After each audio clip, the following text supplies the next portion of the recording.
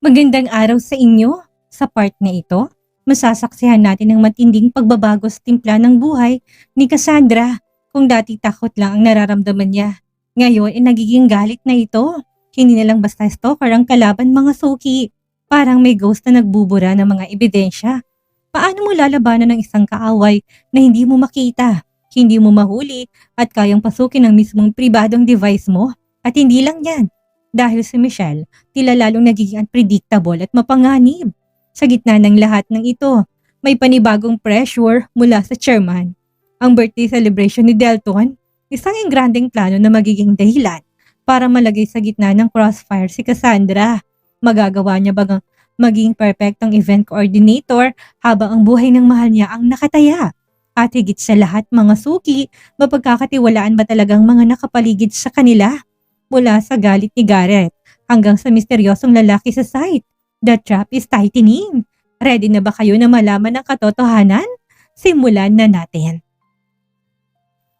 Hindi na mawala sa isip ni Cassandra ang mga natanggap niyang email. Hindi siya mapakali. May mga taong nakamasid sa kanilang dalawa ni Dalton. Hindi niya alam kung marami bang may mga galit sa kanya o isang tao lang ang gumagawa nito sa kanya. Napapahilot na lang si Cassandra sa sentido niya. Hindi niya na alam ang gagawin niya. Anong kailangan ng mga to sa kanya? Posible ba na may kinalaman si Michelle?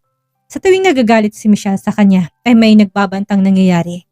Naikuyom ni Cassandra ang kamao niya. Si Dalton naman ang idadamay nito ngayon.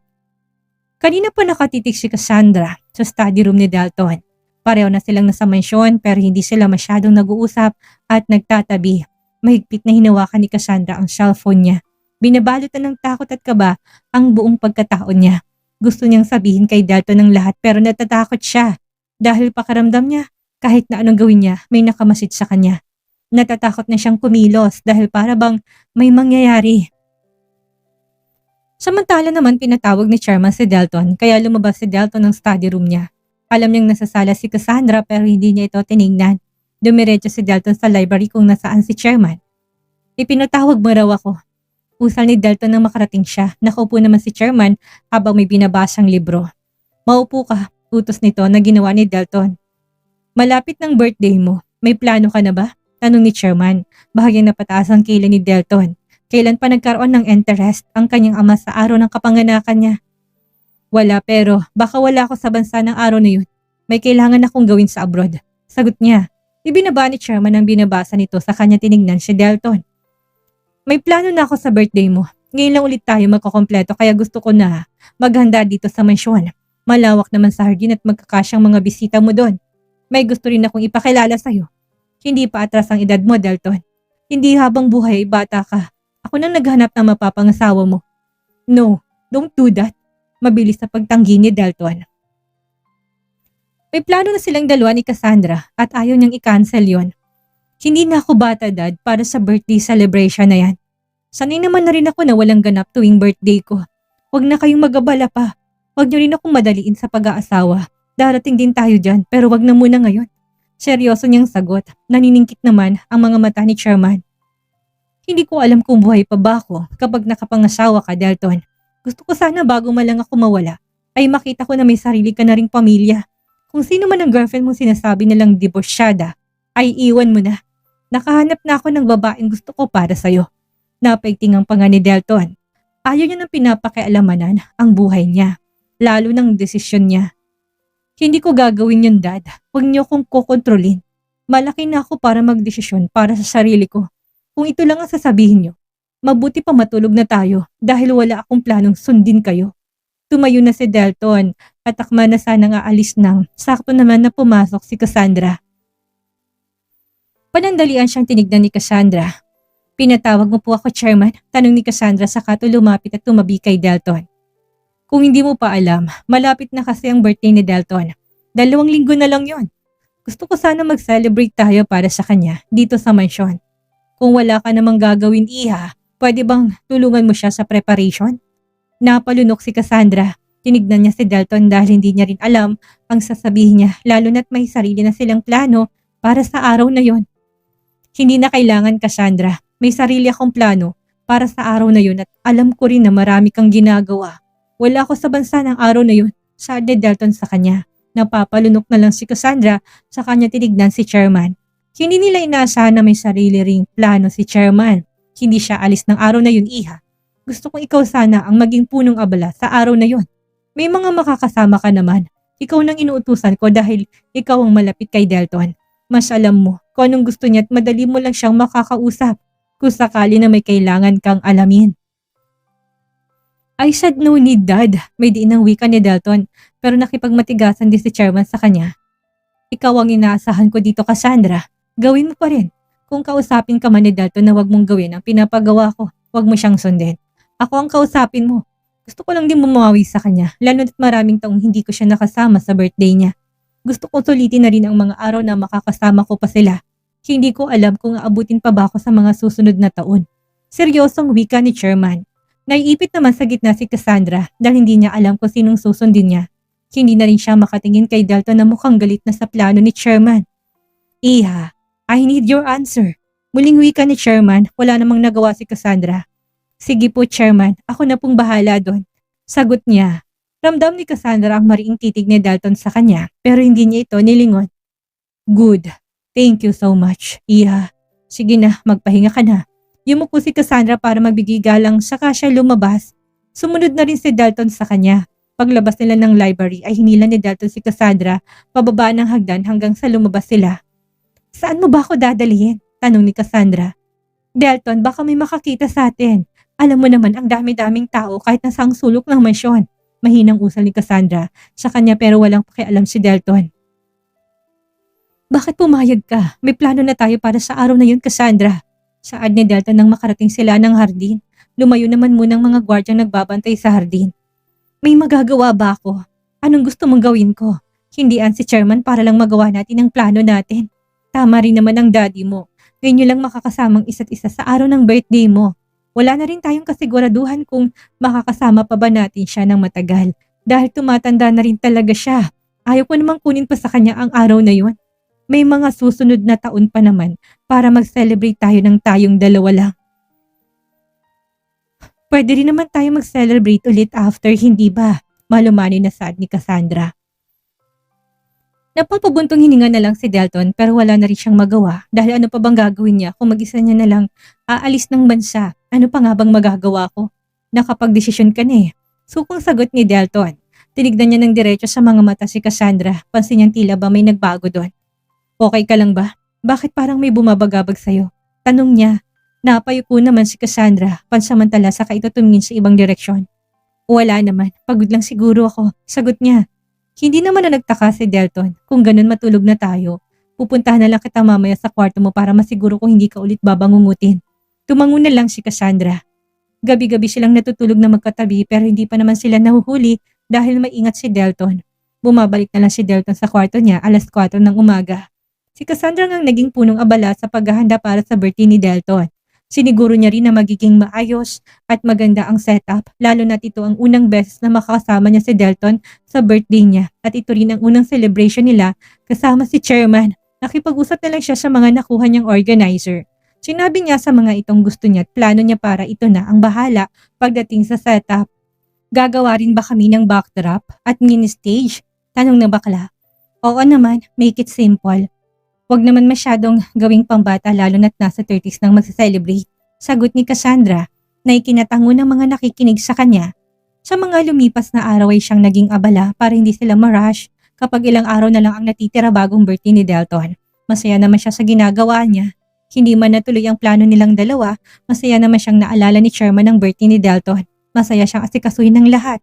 Pati ang pagkuha ng chef ay siya rin ang gumawa. Gusto niyang pati mga pagkain ay masasarap nang sa ganun ay mag-enjoy ang lahat ng magiging bisita ni Dalton. Matapos ang isang linggoy na finalize niya ng lahat, hintay na lang ang araw ng birthday ni Dalton. Muling binuksan ni Cassandra ang email niya. Naalala niya naman ang nag-send sa kanya ng email. Hinanap niya yun pero napapakunot na lang siya ng noo dahil tila ba deleted na ang email. Nasaan na yun? Alam kong hindi ko yun dinilit. Usal niya sa sarili niya. May nakapasok pa ng office niya. Napatingin siya sa CCTV ng office niya. Inopen niya. Ang kuha ng CCTV niya simula nung araw na na-receive niyang email. Naka-fast forward ang mga yun pero wala naman siyang nakikitang pumasok ng office niya. Natapos ng 2 oras sa kakatingin niya sa footage ng CCTV office. Pero wala pa rin siyang nakikita. Napapanood niya ng lahat pero wala siyang nakitang pumasok ng opisina niya. Kumpleto rin naman ang lahat ng footage at wala ring deleted. Hindi rin nagkaroon ng maintenance. Posible bang nahack ang computer ko, ang email ko? Nalilito ng usan ni Cassandra sa sarili niya. Sinubukan pa niyang hanapin pero wala talaga. Tinignan niya na rin ang trash ng email niya pero wala pa rin. Lalo namang kinabahan si Cassandra. Sino ba talagang nasa likod ng lahat ng ito? Naikuyom ni Cassandra ang kamao niya. Tumayo na siya saka siya lumabas ng office niya. Pinuntahan niya si Garrett. May kailangan ka ba? Tanong kaagad ni Garrett nang makita niya si Cassandra at hinahanap siya. Nasaan si Michelle? Diretso niyang tanong. Nasa bahay lang siya pero hindi ko alam kung nandun nga ito ngayon. Madalas kasi siyang umaalis. May problema ba? May ginawa na naman ba siya sa'yo? Malaki. I want to talk to her. Gigil ng saad ni Cassandra. Ayaw niya nang tinatakot siya. Aminado naman siyang natatakot talaga siya, lalo na't buhay ni Delton na pinaglalaroan ito. Kung may galit to kay Cassandra, bakit kailangan idamay ang taong walang kasalanan? Sa dating bahay ba natin kayo nakatira ngayon? Seryosong tanong ni Cassandra. Oo, dun pa rin. Ano ba talagang nangyayari? Anong ginawa niya sa'yo? Ginugulo ka pa rin ba niya? Nag-aalalang tanong ni Garrett. Hindi na sinagot ni Cassandra si Garrett na umalis na siya nang gagalaiti sa galit si Cassandra. Umalis siya ng kumpanya tinahak ang daan papunta sa dating bahay nila ni Garrett. Ramdam niyang nakasunod sa kanyang hindi kalayuan ng mga bodyguard niya. Pakiramdam niya si Delton ang tinatarget ngayon dahil wala itong bodyguard. Mukhang alam ng taong may galit sa kanya na may mga bodyguard siya na palihim na nagbabantay sa kanya at nakasunod kahit saan siya pumunta. Mahigpit na hinawakan ni Cassandra ang manibela saka siya diniina ng pagtapak sa accelerator ng sasakyan niya. Makalipas ang ilang minuto ay nakarating na siya sa dating bahay nila ni Delton. Hinanap niya kaagad si Michelle sa sala pero wala ito. Michelle! Lumabas ka dyan! Mag-usap tayong dalawa! Huwag mo kong dinadaan sa pagbabanta mo! Galit na galit niyang sigaw. Umakyat na rin siya sa second floor. Binuksan niyang dating kwarto nila ni Garrett. Pero wala rin doon si Michelle. Mukhang wala pa sa bahay si Michelle. Sinubukan niyang hanapin sa pool area pero wala rin to. Kaya huli niyang pinuntahan ng hardin. Nakita niya namang gumagalaw ang duyan kaya lumapit siya doon. Sinabi ko na sa'yo na wala na ako sa kumpanya, hindi ba? Bandin ako doon. Kaya hindi ako makapasok. Bakit ba kasi hindi ka malang gumawa ng paraan? Bakit hindi ka nagpapaliwanag? Bullshit ka. Wala kang kwenta. Rinig ni Cassandra sa nainis na boses ni Michelle. Oh my God! Gulat na sigaw ni Michelle nang biglang agawin ni Cassandra ang cellphone niya. Cassandra, what the hell are you doing here? Anas ni Michelle. Rosie, kausap mo pa rin si Rosie hanggang ngayon? Ano na namang binabalak niyong dalawa, ha? Kailan mo ba ako titigilan, Michelle?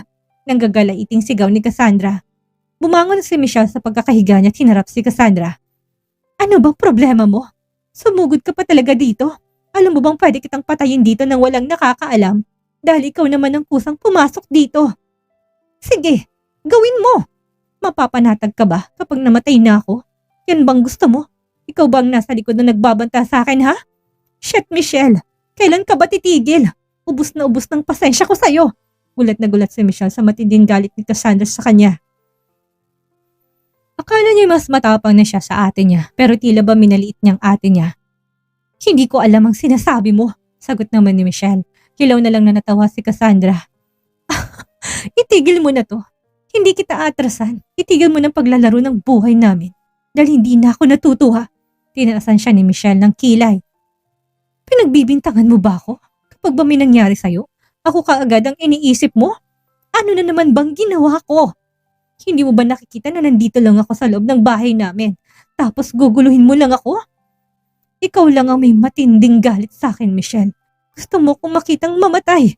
Is that what you want? Oo, anong magagawa mo kung yun ang gusto ko? Kung may taong gusto kong patayin, hindi ko nakasalanan yun. Bakit ako kaagad ang pinagbibintangan mo? Sana nga mamatay ka na lang para matahimik na rin ang buhay ko. Salot ka sa buhay ko, Cassandra. Salot ka at malas ka sa buhay ko. Galit na sigaw ni Michelle sa harap ni Cassandra. Napasinghap si Michelle na bigla siyang sampalin sa pisngi. Hindi ka ba talaga titinuha, Michelle? Hindi ka pa nakontento sa mga nangyayari sa'yo. Ngayon gusto mong patayin si Cassandra. Anong klase ka bang tao? Pinagsisihan ko na talagang ikaw pang pinili ko. Wala kang puso, Michelle. Wala. Galit na saad ni Garrett na umuwi rin dahil alam niyang pupuntahan ni Cassandra si Michelle. Hindi napigilan ni Michelle ang paglandas ng mga luha niya. Maraming beses na siyang pinagbuhatan ni Garrett ng kamay. Mabigat pa naman ang kamay ni Garrett kaya ramdam na ramdam ni Michelle ang sakit at panginit ng pisngi niya. Nagulat din si Cassandra sa biglaang pagdating ni Garrett pero hindi siya nakaramdam ng konting awa sa ginawa nito kay Michelle dahil gagawin niya rin naman yon. Ano ba problema niyong dalawa? Galit na sigaw ni Michelle kasabay ng paglandas ng mga luha niya. Nagpunta ba kayo dito para pagtulungan ako? Ano naman bang ginawa ko? Nananahimik ako dito tapos guguluhin niyo lang ako. Narinig kong kausap po si Rosie kanina. Anong inuutos niya sa'yo ha? Ano na naman ang pinaplano niyo?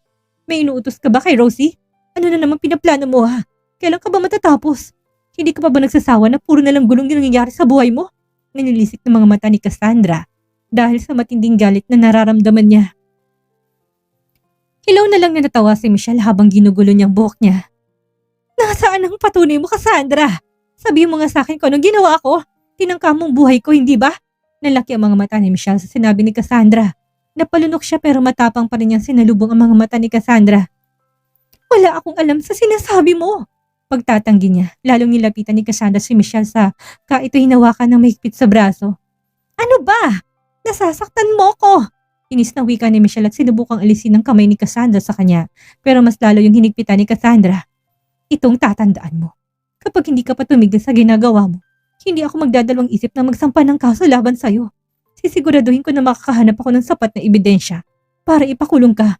Hindi ko na pagbibigyan ng mga magulang natin. Sumusobra ka na, Michelle. Hindi na pwedeng idaan sa pakiusap ang ginagawa mo. Pinaglalaruan mo ang buhay ng isang tao. May diing sambit ni Cassandra. Mararamdaman mong matinding galit na nararamdaman niya. Ilang beses ko bang sasabihin sa'yo na wala akong alam sa sinasabi mo? Wala ka naman palang sapat na ebidensya. Pero kung makasugod ka dito at pagbintangan ako, para bagang sigurado ka na. Umalis ka na nga. Wala kang malalaman sa akin dahil wala naman akong alam sa sinasabi mo. Patuloy na pagtanggihan ni Michelle. Pabagsak na binitawan ni Cassandra ang braso ni Michelle. Napapahaplos na lang si Michelle sa braso niya. Nag-iwan pa ng bakas ang kamay ni Cassandra sa braso niya. Garrett, may usapan tayong dalawa. Hindi ka aalis sa bahay na ito, hindi mo ko iiwan. Ani ni Michelle ng akma na rin sanang susunod si Garrett kay Cassandra. Hindi na kita kilala, Michelle. Ang laki na ng pinagbago mo. Akala ko magiging maayos ang pagsasama nating dalawa. Pero hindi mo ba napapansin na habang tumatagal, lalo lang nasisirang pagsasama nating dalawa? Hindi ko na rin alam ang gagawin ko sa'yo. Ilang pakiusap at pagmamakaawa pa bang kailangan kong gawin para lang itigil mo ng panggugulo mo kay Cassandra? Binigay ko na sa'yong gusto mo. Pinili ko manatili sa'yo dahil baka sakaling maayos pa natin ito. Pero hindi ko alam kung hanggang kailan pa kita iintindihin. Sukong-sukong saad ni Garrett, saka siya umalis. Hindi niya naman na naabutan si Cassandra sa labas ng bahay dahil siguradong nakaalis na ito. Samantala naman, nasa site ulit si Dalton nang makaramdam siyang tila ba may nakamasid sa kanya. Nagpalingalinga siya sa paligid niya pero wala naman siyang nakikitang nakatingin sa kanya. Naitilig niya na lang ang ulo niya dahil baka nagkakamali lang siya. Naupo na muna si Dalton sa office para makapagpahinga. Dahil kanina pa siya palakad-lakad. Napating siya sa bintana. Napakunot ang noon niya na makita niya isang lalaking paalis na. Dinukot niya ang phone niya, saka niya tinawagan si Kelvin. Sumagot naman ito kaagad. Wala ba kayo napapansin na kakaiba dyan? Hindi ba umalis si Cassandra ng kumpanya? Tanong niya sa nangungunang nagbabantay kay Cassandra. Wala naman kaming napapansin pero umalis si Miss Cassandra kanina. Nagpunta siya sa bahay ni Sir Garrett. Hindi ko alam kung anong ginawa niya doon. Pero ilang minuto lang simula na dumating si Miss Cassandra sa bahay ay sumunod naman si Sir Garrett. Hindi rin sila sabay na umalis. Naunang umalis si Miss Cassandra. Hindi naman namin nakita kung umalis din ba kaagad si Garrett. Sagot ni Calvin ay pinagtaka ni Dalton. Ganun ba? Sige, salamat. Magmasid lang kayo sa paligid. Siguraduhin niyo na magiging maayos si Cassandra. Habilin pa ni Dalton sa mga ito bago niya ibinaba ang tawag. Muli siyang sumilip sa bintana pero wala nang lalaking nakaitim kanina. Pinagsawalang bahala niya na lang yon dahil baka isa lang yon sa mga tauhan nila sa site. Pag-uwi ni Dalton sa mansyon ay hinanap niya kaagad si Cassandra dahil hindi niya ito nakasabay na umuwi. Hindi ko siya nakita sa pool area, sir. Sagot ng isang dalawang katulong. Tawagin mo. Puntahan niyo ako kamo sa study room. Hihintayin ko siya. Utos ni Dalton sa siya umakyat papuntang study room. 10 minuto pang lumipas bago nakasunod si Cassandra. Pinatawag mo ko. Tanong ni Cassandra na makapasok siya. Anong ginawa niyo ni Garrett sa dating bahay niyo? Diretsyong tanong ni Dalton. Napabuntong hininga naman si Cassandra. Mabilis na talagang malalaman ang mga ginagawa niya dahil may nakabantay sa kanya. Gusto niya na matapos ang lahat ng ito dahil pakiramdam niya wala siyang kalayaan. Kinausap ko lang si Michelle, hindi ko alam na sumunod pala sa akin si Garrett. May ginawa na naman ba sa iyong kapatid mo? Tanong ni Delton. Nagdadalawang isip naman si Cassandra kung sasabihin ang tungkol sa pagbabanta sa buhay ni Delton. Wala naman siyang patunay dahil kusang na-delete ang email. Tinanong ko lang siya kung may kinalaman ba siya sa nagbanta sa akin. Binalaan ko lang naman siya. Punong-puno na rin kasi ako sa kanya kaya hindi ko na napigilan ng sarili ko na hindi magalit at sugurin siya. Pinapaalala ko lang sa kanya na hindi ko siya atrasan. Nilapitan ni Delton si Cassandra sa kanya ito niyakap. Mahigpit niyakap ni Cassandra si Delton dahil natatakot siya na pati si Delton ay madamay. Ayaw niya na may taong mahalaga sa kanya nang mawala sa kanya. Kapag ginugulo ka niya, sabihin mo sa akin at ako nang bahalang kumausap sa kanya. Kapag nakakuha rin tayo ng sapat na ebidensya laban sa kanya, ipapahuli ko siya kaagad. Napatango na lang si Cassandra sa kanya hinilig ang ulo niya sa dibdib ni Delton. Pakiramdam niya iligtas siya kapag nandyan si Delton, nababawasan din ang problema at iniisip niya kapag kasama niya si Delton. Grabe, nakakapangilabot. Kahit nayakap ni Delton si Cassandra, ramdam na ramdam natin ang panganib na hindi pa tapos. Ang tanong natin ngayon, sinong lalaki nakita ni Delton sa site? Isa ba siyang hamak na tauhan o siya ang eye at ears ng taong gustong magpabagsak sa kanila? At habang abala si Cassandra sa paghahanda para sa birthday ni Chairman, hindi ba niya napapansin na mas nagiging vulnerable si Delton? Ang bilis ng mga pangyayari mga suki. Minsan sa kagustuhan nating protektahan ang ating mga mahal sa buhay. Tayo mismo naglalagay sa kanila sa panganib dahil sa mga lihim na ating itinatago. Si Cassandra sa halip na sabihin ng totoo, pinili niyang pasanin ng lahat ng bigat na mag-isa. Sa tingin ninyo, tama bang desisyon niya? O baka ito nang simula ng pagkawasak ng lahat ng paghirapan nilang itayo ni Delton? Ang birthday celebration ni Delton, magiging masaya ba ito o ito nang magsisilbing trap para sa kanila? Mga listeners, maraming salamat sa pakikinig. Ako si Miss Maria at hindi ako makapaghintay na malaman ang inyong mga theory. Sino sa tingin ninyo ang nagbubura ng mga email ni Cassandra? Si Michelle ba? O may mas malaki pang plot na hindi natin inaasahan? Mag-comment na kayo, i-share ang video na ito at huwag kalimutang mag-subscribe para hindi nyo ma-miss ang susunod na kabanata. Hanggang sa muli!